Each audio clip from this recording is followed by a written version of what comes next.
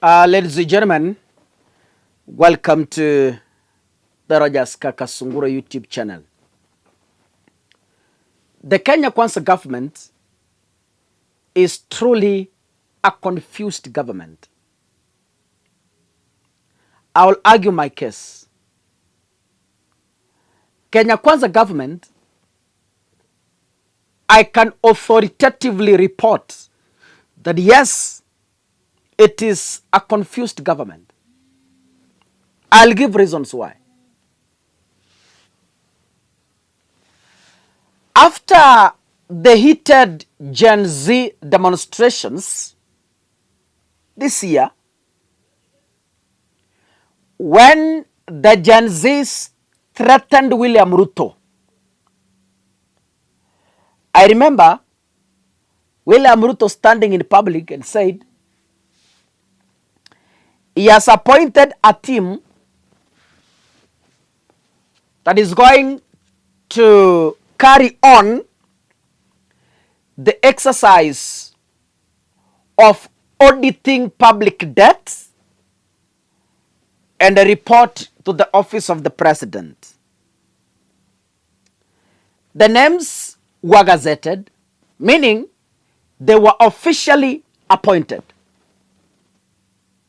Since then, I have never seen a gazette notice revoking the same, meaning they could be receiving stipends from government. But the question is, are they still meeting to do an audit? The big question. Leave that aside. Washana na hiyo. Now,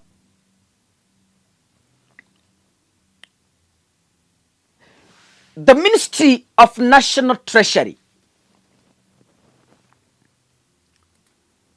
through the CS John Mbadi and the Office of the Auditor General, we all know that constitutionally it is the Auditor General who is constitutionally mandated to do an audit of the public debt. Now, John Mbadi is meeting with the Auditor General, Nancy Gadungu, and they are saying they have initiated an audit of the 10.5 trillion public debt we owe lenders. It's okay. But now, what confuses me is this one.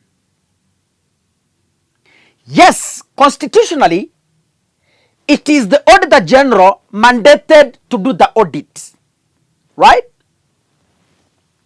On the other hand, William Ruto had appointed a team, gazetted,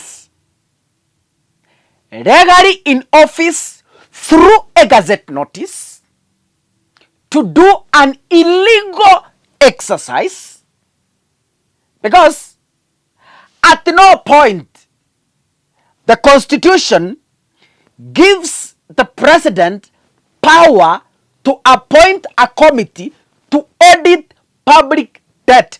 Those powers are entirely vested in the Auditor General, because that is the person who is paid by our tax to give us reports on the status of public debt.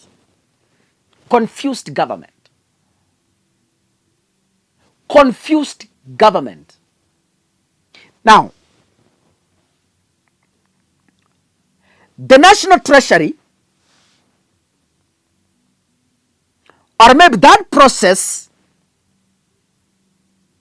according to the report in my possession, will give Kenyans a clear and detailed account of the country's liabilities. But then The Office of the Auditor General, according to this report, is going to closely work with the National Treasury, which is under John Mbadi. They argue their case that this move has come because the public is demanding for accountability and the status of the public debt. Let me put this clear. If the Auditor General is indeed and truly running the audit, we want to know as Kenyans, number one, how much we have borrowed to date. Right? From that borrowing, how much have we so far spent on development? Sio kwa kununua chai State House, sio za kupaka rangi kwa state lodges. We want to know ile pesa ilikopwa imejenga barabara ngapi, imejenga hospitali ngapi, imejenga shule ngapi, imelipia watoto basari wangapi, and such issues. That is number one. Point number two, as they run that audit, we want to know how much is our balance to the lenders. Once we know the balance, we want to know the laid down strategies by the Kenyan government to halt more borrowing, and what is their strategy in repayment. Kwa sababu wakati Luther aliingia serikali alituambia kama umejipata ndani ya shimo, you stop digging and figure out how to get yourself out of that hole. So, we have already dug a hole, tuko ndani. Right? And the Auditor General wants to tell us the depth of that hole. Once we know, are we going to continue digging, or we are going to look for means of getting ourselves out of that hole? So this is what Mbadi is saying. This will allow us to create a budget that is better aligned with our financial realities. Yeah? Ladies and gentlemen, this is the only way